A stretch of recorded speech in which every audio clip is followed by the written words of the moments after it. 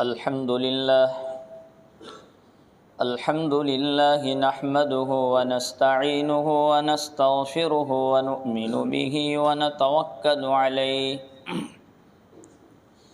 ونعوذ بالله من شرور أنفسنا ومن سيئات أعمالنا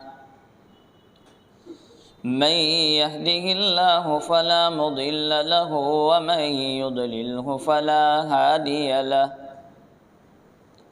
ونشهد أن لا إله إلا الله وحده لا شريك له ونشهد أن سيدنا ومولانا محمدا عبده ورسوله صلى الله تعالى عليه وعلى آله وأصحابه وسلم تسليما كثيرا كثيرا وداعيا إلى الله بإذنه وسراجا منيرا أما بعد فأعوذ بالله من الشيطان الرجيم بسم الله الرحمن الرحيم والفجر وليال عشر والشفع والوتر والليل إذا يسر صدق الله مولانا العظيم قال الله تبارك وتعالى في شان حبيبه إن الله وملائكته يصلون على النبي يا أيها الذين آمنوا صلوا عليه وسلموا تسليما اللهم صل على سيدنا محمد وعلى آل سيدنا محمد وبارك وسلم. قابل صد تکریم معزز علماء کرام، بزرگان محترم اور عزیز ساتھیو، اسلامی سال کا 12واں اور آخری مہینہ جس کی آج پہلی تاریخ ہے، ذی الحجہ کا مہینہ، حضرت نبی کریم صلی اللہ تعالی علیہ وسلم نے ابتدائی 10 دنوں کے فضائل بیان فرمائے ہیں. اللہ تبارک و تعالیٰ کی عبادت کے سلسلے میں ایک عجیب ترتیب اس امت کے لیے رکھی ہے کہ پہلے رمضان المبارک کے روزے آئے، رمضان کے اختتام پر شوال سے حج کا مہینہ شروع ہو چکا. اگرچہ حج کے 5 دن وہ خاص ہے ذی الحجہ کے مہینے میں، لیکن حج کے مہینوں کے متعلق رسول اللہ صلی اللہ تعالی علیہ وسلم نے فرمایا شوال، ذی قعدہ اور ذی الحجہ.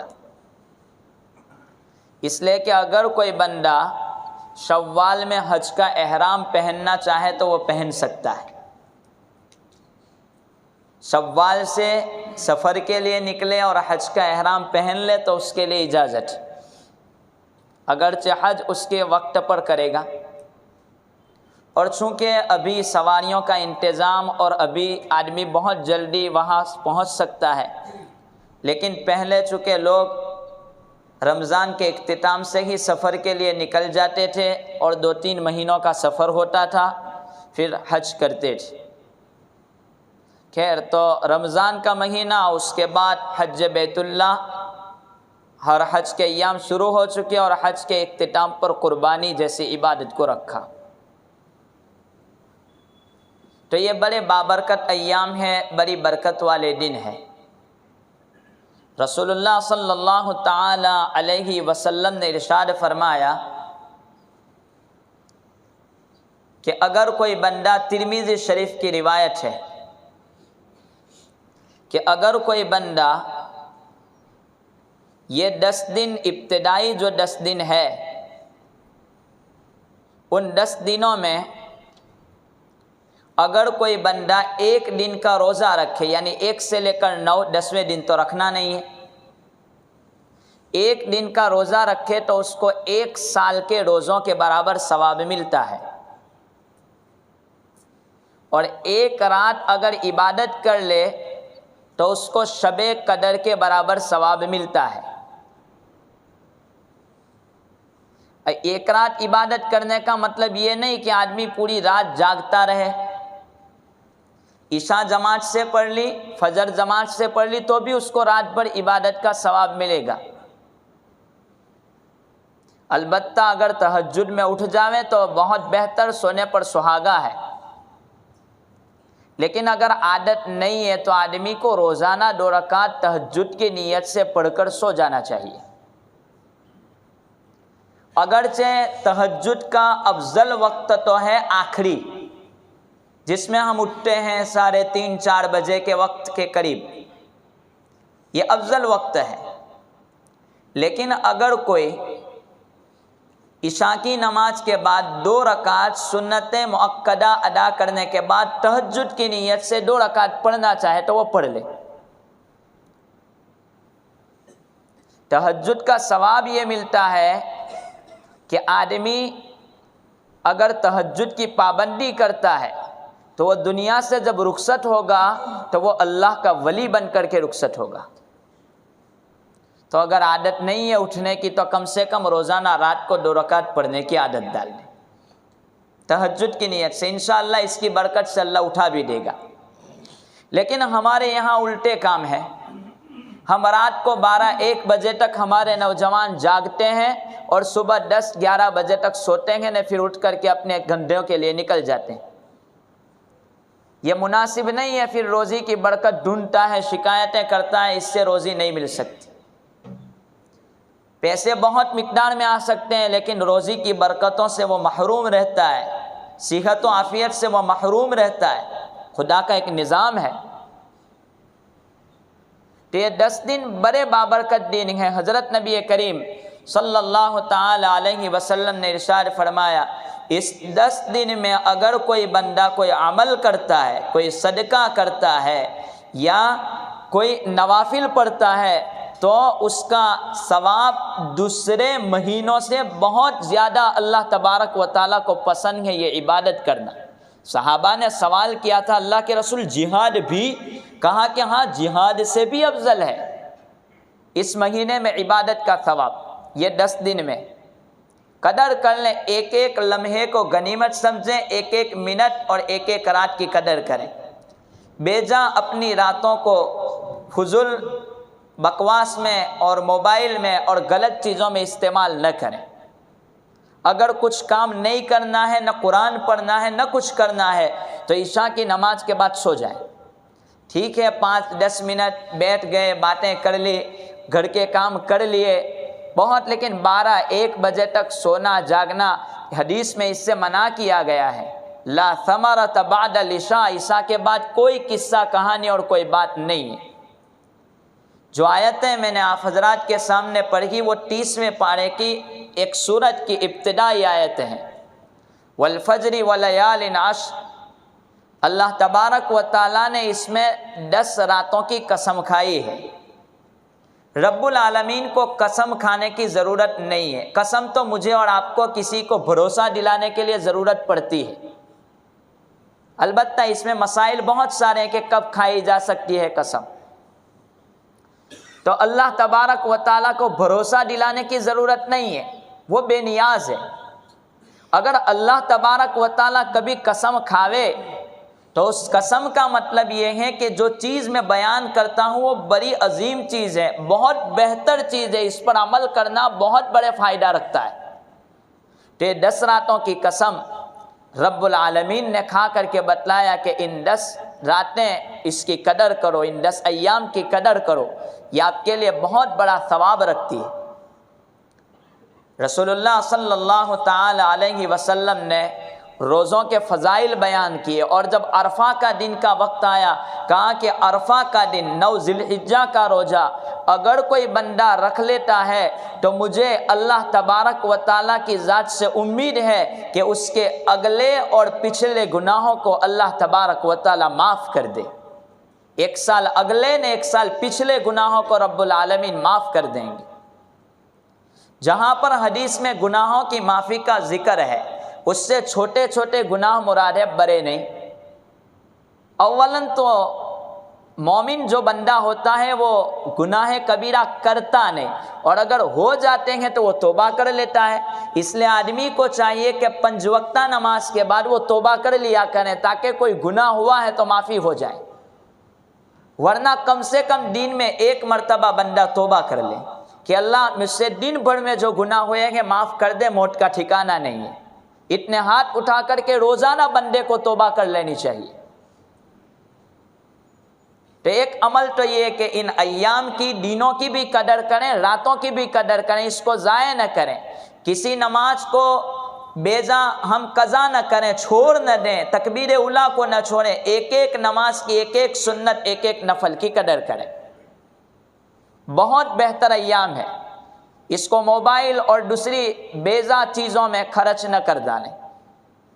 एक ये अमल, ये अय्याम ऐसे अय्याम है कि जिसमें 2 इबादतें अल्लाह तबारक व ताला ने ऐसी रखी है कि ये 2 इबादतें सिर्फ इस महीने में अदा हो सकती हैं, साल के दूसरे अय्याम में अदा हो ही नहीं सकती, न नफल न कज़ा।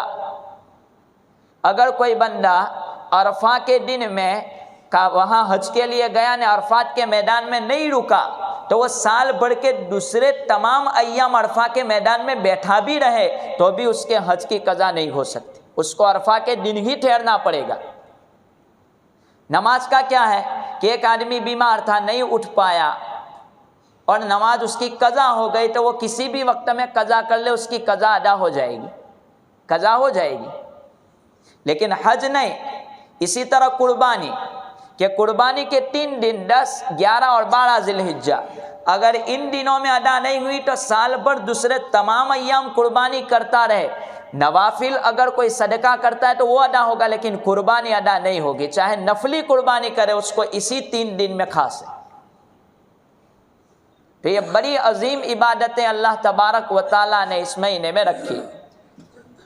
दूसरा एक अमल इस महीने में इब्न माजा की रिवायत, रसूलुल्लाह सल्लल्लाहु ताला अलैहि वसल्लम का इरशाद गिरामी है कि अगर कोई बंदा ज़िलहिज्जा का चांद देख ले और कुर्बानी का इरादा है, कुर्बानी है, करना है उसको, तो वह बंदा अपने बाल और अपने नाखून को न काटे कुर्बानी तक। ये हदीस है। इस हदीस को लेकर के उलमा ने मुस्तहब का फतवा लगाया है कि ये अमर मुस्तहब है। अगर कोई बंदा कुर्बानी का इरादा करता है तो अपने बाल और अपने नाखून को न काटे। ये एक अजीब किस्म का हुक्म है। ये तमाम चीज़ें हाजी लोगों के लिए है कि हाजी एहराम के आलम में न बाल काट सकता है, न नाखून काट सकता है, न खुशबू लगा सकता है, न सिले हुए कपड़े पहन सकता है। बहुत सारी पाबंदियाँ हैं। लेकिन एक मकाम पर रहने वाले आदमी को इस बात का हुक्म क्यों दिया गया कि आप बाल और नाखून को न काटें? वजह इसकी ये है कि रसूलुल्लाह सल्लल्लाहु ताला अलैहि वसल्लम ने अपनी उम्मत को, जो हाजी लोगों पर रहमतों का नुज़ूल होता है, उन रहमतों में शामिल करने के लिए कि मेरी उम्मत का हर फर्द इस रहमत में शामिल हो जावे, कम से कम थोड़ी शबाहत इख्तियार कर ले, हाजी जैसा बन जावे, ताकि वो रहमतों का वुरूद इस बंदे पर भी हो सके। अगर कोई काट लेगा तो कोई गुनाह नहीं होगा, अलबत्ता मुस्तहब पर अमल होगा। अलबत्ता अगर किसी बंदे के ज़ेरे नाफ बाल या बगलों के नाफ के 40 दिन वक्त गुजर चुका है तो वो रुके नहीं, वो मुस्तहब छोड़ दे, वो इस पर अमल कर लें कि वो इसके लिए सफाई लाजमी है, ज़रूरी है। इस मामले में हमारी बड़ी कोताही है पेशाब के कतरों से बचने के मसले में। ज़ेरे नाफ बाल और बगलों के बाल में बड़ी कोताही है हमारे नौजवानों की। होना ये चाहिए कि हफ्ते में सफाई हो जानी चाहिए। अगर नहीं है तो कम से कम 15 दिन में अपनी सफाई कर लें। 40 दिन से तो ज़्यादा इजाज़त ही नहीं है। 15 दिन में कम से कम आदमी सफाई कर लें अपने बालों वगैरह की। हमारे नौजवान इन मसाइल से बहुत नावाकिफ़ है। इनको पेशाब करने का तरीका भी हमारे नौजवानों के पास नहीं है। पेशाब के मसले में जब तक ऐसा नहीं कि पानी डाल दिया तो अब आप पाक हो गए, इस्तिबरा مطلب پیشاب کے قطروں کا ختم کرنا یہ واجب اور ضروری ہے۔ اگر ایک معمولی قطرہ بھی کھڑے ہونے کے بعد آپ کا پیشاب کا ٹپکتا ہے تو آپ نماز نہیں پڑھ سکتے، نہ آپ کا وضو ہوگا، کوئی چیز نہیں ہے۔ اور 1 منٹ میں گئے نہ 1 منٹ میں واپس، بہت ضروری ہے اس کی صفائی۔ بہت سارے، اگر آپ کو بیماری ہے پیشاب کے قطرے ٹپکنے کی تو آپ سلوار دوسری رکھیں، دوسرا پائجامہ رکھیں۔ آپ اگر کروٹ لیٹ کر کے اپنے قطرے ختم کر سکتے ہیں تو کروٹ لیٹ جائیے آ کر کے۔ اگر آپ اٹھک بیٹھک کے ذریعے کر سکتے ہیں تو یہ کام کریں، برابر اس کی صفائی کریں، اول سے لے کر آخر تک ایک ایک قطرے کو صاف کرنا یہ ضروری ہے۔ ایسا نہیں کہ بیٹھے نے پانی ڈال دیا تو ہم تو صاف ہو گئے۔ عذاب قبر اسی سے ہوتا ہے زیادہ تر حدیث میں۔ خیر، مجھے ابھی اس مسئلے کی وضاحت نہیں کرنا، لیکن خیال رکھیں کہ اپنے پیشاب کے قطروں کو برابر صاف کریں، اس کے بعد آپ وضو کریں، ورنہ آپ کتنی بھی محنت کریں نماز کے لیے، کتنی دھیان سے نماز پڑھیں، کوئی مسئلہ حل نہیں ہونے والا۔ خیر، تو میں یہ بات کہہ رہا تھا کہ حضرت نبی پاک صلی اللہ تعالی علیہ وسلم نے حکم دیا کہ آپ اپنے ناخن اور اپنے بالوں کو نہ کاٹیں اگر کوئی قربانی کا ارادہ کرتا ہے۔ یہ ابن ماجہ کی روایت ہے، مستحب امر ہے۔ کیوں حکم دیا گیا؟ حضرت ڈاکٹر عبدالحی رحمت اللہ علیہ نے اس معاملے میں لکھا ہے کہ اصل میں رحمت حق بہانہ می جویت، رب العالمین کی رحمت بہانہ ڈھونڈتی ہے کہ کسی بہانے پر بندوں کو معاف کر دے کہ تیرے محبوب کی یا رب۔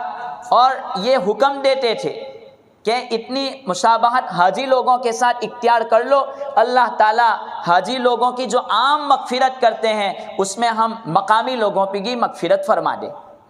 اور یہ شعر پڑھا کرتے تھے، تیرے محبوب کی یا رب صباحت لے کے آیا ہوں، حقیقت اس کو تو کر دے، میں صورت لے کر کے آیا ہوں۔ یعنی خالی میں تو بنا ہی، جیسا اللہ مجھے حاجی لوگوں کی رحمت میں شامل کر دے، حاجی لوگوں کی مغفرت میں مجھے شامل کر دے۔ ہم لوگ سمجھتے ہیں ظاہر کا کوئی مسئلہ نہیں ہے، دل صاف ہونا چاہیے۔ اس کی بھی بڑی ضرورت ہے کہ ہمارا ظاہر اسلامی ہو۔ حضرت مولانا اشرف علی تھانوی نور اللہ مرقدہ وبرد مدجعہ نے العلم والعلماء میں ایک بات لکھی ہے، وہ سمجھنے کے قابل ہے۔ حضرت نے لکھا ہے کہ حضرت موسیٰ علیہ السلام نے نبوت کا جب دعویٰ کیا ہے تو نبوت کا دعویٰ کرنے کے بعد فرعون کو دعوت دینے کے لیے پہنچے تو فرعون سے جا کر کے کہا کہ تو مجھ پر ایمان لیا، میں نبی ہوں۔ تو کہا معجزہ کیا، دلیل کیا کہ تم نبی ہو؟ تو کہا کہ ان کے ہاتھ میں جو عصا تھا لکڑی، اس کو زمین پر پھینکا، کہا کہ یہ سانپ بن گیا، دیکھیے میرا معجزہ ہے۔ کہا کہ یہ تو جادو ہے، البتہ میں دوسرے جادوگروں کو بلاؤں گا اور آپ کے جادو سے مقابلہ کراؤں گا۔ مجھے پورا واقعہ نہیں ذکر کرنا ہے، جو ضروری چیزیں میں ذکر کر دیتا ہوں۔ اس کے بعد سارے جادوگروں کو جمع کیا گیا، اور جمع کرنے کے بعد حضرت موسیٰ علیہ السلام اور جادوگروں کا مقابلہ ہوا۔ مقابلے میں حضرت موسیٰ علیہ السلام غالب آ گئے، جیت گئے، اور سارے لوگ ہار گئے، سارے جادوگر۔ تو تمام لوگوں نے اس وقت، جادوگروں نے کلمہ پڑھ لیا، حضرت موسیٰ کے خدا پر ایمان لے آئے، اللہ پر ایمان لے آئے، موسیٰ کی نبوت پر ایمان لے آئے۔ پھر انہوں نے اس وقت ان کو جو کہا کہ میں کاٹ دوں گا، وہ کروں گا، وہ الگ۔ حضرت موسیٰ علیہ السلام اب اللہ سے سوال کرتے ہیں کہ اللہ تعالیٰ یہ سارا جو پلان تھا وہ پلان فرعون کے لیے تھا، تو فرعون کو ہدایت نہیں ملی، اور یہ جادوگر سارے کے سارے کلمہ پڑھ چکے، آخر وجہ کیا؟ اللہ تبارک و تعالیٰ نے حضرت موسیٰ پر وہی بیضی القا کیا، بات ڈالی ان کے دل میں کہ اصل وجہ یہ ہے کہ یہ سارے کے سارے لوگ موسیٰ جیسی شباہت، موسیٰ جیسی صورت اپنا کر کے آئے تھے، تو مجھے ان کی صورت دیکھ کر کے میں نے اس کو حقیقت کر دیا، ان کو ہدایت سے نواز دیا۔ اور فرعون تکبر اور گھمنڈ میں اپنا لباس بھی نہیں چھوڑا، اور وہ گھمنڈ کے ساتھ آیا تو وہ ہدایت سے محروم رہا۔ اگر ہم ہدایت چاہتے ہیں تو کم سے کم نبی جیسا حلیہ بنائیں، نبی جیسے ہمارے تمام طریقے نبی جیسے ہو۔ ہم ظاہر کو سمجھتے ہیں، دل صاف ہونا چاہیے، اس سے کیا ہوتا ہے، لباس سے، یہ تمام چیزیں سوچنی نہیں چاہیے۔ خیر، تو یہ حکم حضرت نبی پاک صلی اللہ تعالی علیہ وسلم نے ایک مستحب طور پر دیا کہ اپنے بال اور اپنے ناخن کو نہ کاٹیں۔ ایک اور عمل اس مہینے میں تکبیر تشریق کا ہے۔ تکبیر تشریق کو پکارنا ہے، وہ 9 ذی الحجہ سے لے کر 13 ذی الحجہ کی عصر تک 23 نمازوں تک اس کو پڑھنا ہے۔ یہ واجب ہے زور سے مردوں پر، اور عورتوں کے لیے اس کو آہستہ پڑھنا عورتوں کے لیے بھی واجب ہے۔ چاہے آدمی جماعت سے نماز پڑھے یا اکیلا نماز پڑھے، اس کو یہ پڑھنا پڑے گا۔ تکبیر تشریق کیا حدیث سے ہے، اس کا پس منظر کیا ہے؟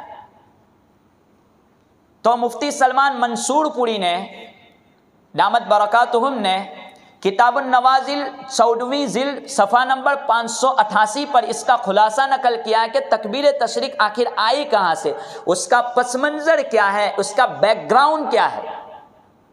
تو حضرت نے اس کو نقل کیا ہے کہ حضرت ابراہیم علیہ السلام جب چھری چلا رہے تھے تو حضرت اسماعیل کو لٹایا اور چھری چلا ہی رہے تھے کہ اللہ تبارک و تعالیٰ نے دمبا دیا حضرت جبرائیل کو کہ لے کر کے جاؤ۔ تو حضرت جبرائیل آسمان پڑے، دیکھتے ہیں کہ اگر میری پہنچنے میں دیری ہو گئی تو یہ چھری چل جائے گی، تو وہاں سے پکارا اللہ اکبر اللہ اکبر، تاکہ ابراہیم اس آواز کو سن لیں اور سن کر کے وہ رک جائیں۔ تو آسمان کی طرف دیکھا تو کہا کہ لا الہ الا اللہ واللہ اکبر حضرت ابراہیم نے، اور حضرت اسماعیل نے جب اس منظر کو دیکھا کہ میرے بدلے میں جنت سے ڈمبا آیا ہے، قربانی ڈمبے کی کرنی ہے، تو حضرت اسماعیل علیہ السلام نے اللہ اکبر وللہ الحمد کا جملہ بولا۔ یہ ہے ایام تشریق، تکبیر تشریق جو بولتے ہیں، اس کا پورا پس منظر۔ پوری تقریر اور پوری بات کا خلاصہ یہ کہ تمام چیزیں ہم نے اوپر سے لے کر نیچے تک دیکھی۔ آدمی کو منمانی چھوڑنی ہے اور رب چاہی زندگی گزارنا ہے۔ ہر ایک میں تواضع۔ حج کے موقع پر بھی دیکھ لو کہ آدمی سلے ہوئے کپڑے نہیں پہن سکتا، 2 چادروں کو لپیٹنا ہے۔ اسی طرح آپ دوسرے قربانی کے مسئلے کو بھی دیکھ لو، سمجھ میں آوے کہ نہ جاوے، 3 دن قربانی کرنی ہے، چاہے تم یہ کہو کہ 3 دن ہی کیوں، سال بھر کرو۔ تو اسلام کے جتنے احکام ہیں وہ عاجزی اور بندگی کے ہیں۔ بندگی کا کیا مطلب کہ بندہ بن جاوے، ان تمام احکام پر عمل کر کے اپنے اندر عاجزی، مسکنت، تواضع پیدا ہو جاوے، تکبر کو چھوڑ دے۔ اسی لیے حکم ہے کہ بندہ جب مسجد میں داخل ہو تو مسجد میں بڑے ادب کے ساتھ اس کا داخلہ ہو۔ علماء نے تو یہاں تک لکھا ہے کہ اگر آدمی وضو کرے، وضو کر کے فارغ ہو تو اپنی آستینوں کو بھی ادب کے تقاضے پر باہر اتار لے، مسجد کے اندر نہیں۔ یہ بھی ادب کے خلاف، کیونکہ آپ کسی بڑے ڈنڈے کے دربار میں جائیں گے تو آپ پہلے ٹھیک ٹھاک باہر ہوں گے نا، پھر دربار میں حاضر ہوں گے۔ حضرت نبی پاک صلی اللہ علیہ وسلم نے عاجزی بتلائی، کتنی عاجزی کی کہ جب مسجد میں تشریف لے جاتے تو اللہ کو عاجزی اتنی پسند ہے تو حضرت مسجد میں جا کر کے ایسا بیٹھ جاتے تھے۔ یہ غلام کی بیٹھک ہے، مشکات شریف کی روایت ہے، ایسا بیٹھتے تھے کبھی۔ اب یہ کوئی بڑا آدمی تو ایسا بیٹھے گا نہیں مسجد میں آ کر کے، غلام بیٹھے گا، غلام اور چھوٹے لوگوں کی بیٹھک ہے۔ تو حضرت نبی پاک صلی اللہ علیہ وسلم ایسا بیٹھ جاتے تھے اپنے ہاتھوں اور پیروں کو رکھ کر کے، کہ یہ اللہ کو عاجزی بہت پسند ہے، اس لیے کہ بیچارگی کے ساتھ میں آیا۔ تو مسجد میں آوے تو اگر ضرورت نہ ہو تو 4 زانو بھی نہ بیٹھیں پلاٹھی لگا کر کے، اگر پیروں میں درد ہے تو ٹھیک بات ہے، نہیں بیٹھ سکتے تو الگ بات ہے، لیکن آدمی کوئی بڑا آدمی بیٹھا ہو تو آپ 4 زانو نہیں بیٹھتے، تو اللہ کے دربار میں بھی اس کا خیال رکھیں۔ اگر کرسی پر نماز پڑھنے کی ضرورت ہے تو کرسی کا اپنی عاجزی کے ساتھ نماز پڑھیں، ایسا نہیں کہ آپ ایسے بیٹھ جائیں نا ایسے ہاتھ باندھ۔ عام آدمی کے سامنے بیٹھنے میں اور اللہ کے سامنے بیٹھنے میں فرق ہو۔ حضرت نبی پاک صلی اللہ علیہ وسلم کو اللہ تبارک و تعالیٰ نے معراج کروائی، 7 آسمانوں کا سفر کیا نے۔ معراج کے سفر کے بعد اللہ تبارک و تعالیٰ نے کیا کہا کہ سبحان الذی اسری بعبدی، کہ او بندہ میں اپنے بندے کو لے آیا، یعنی بندگی مجھے بہت پسند ہے، اس کی عاجزی بہت پسند ہے۔ आजीज़ी को जिक्र किया, न मोहम्मद को जिक्र किया, न रसूलुल्लाह को जिक्र किया। इसमें तफसील बहुत सारी है कि क्यों बंदे को ले आए, लेकिन अब्द को लाए। रोज़ों का जहाँ हुक्म दिया अल्लाह तबारक व ताला ने, तो ईमानन व एहतिसाबन गुफिर लहु मा तक़द्दम मिन ज़ंबी का जिक्र किया कि आदमी भूखा तो दूसरे दिनों में भी रहता है, लेकिन रोज़े में आदमी भूखा रहे ईमानन व एहतिसाबन के मेरे अल्लाह के हुक्म है, इसलिए ये अजीज़ी का मतलब इबादतों में। तो खुलासा कलाम ये कि इन तमाम इबादतों से आजीज़ी टपकती है। तो बंदा मस्जिद में भी आजीज़ी के साथ आवे। आदमी किसी के दरबार में जा कर के बड़े आदमी के सामने बैठ कर के बातें नहीं किया करता, रब के दरबार में आकर के बातें नहीं किया करता। इसका ख्याल रखें, मेरे रब का दरबार है, आम आदमी का दरबार नहीं है। कोई बड़ा आदमी कुर्सी पर बैठा हो तो बैठे बैठे हम बात करेंगे, चुप करेंगे, चुप हो जा, दिखता नहीं है कौन बैठा है। खुदा का दरबार है, बेजा गुफ्तगू नहीं कर सकते, दुनियावी बातें नहीं कर सकते।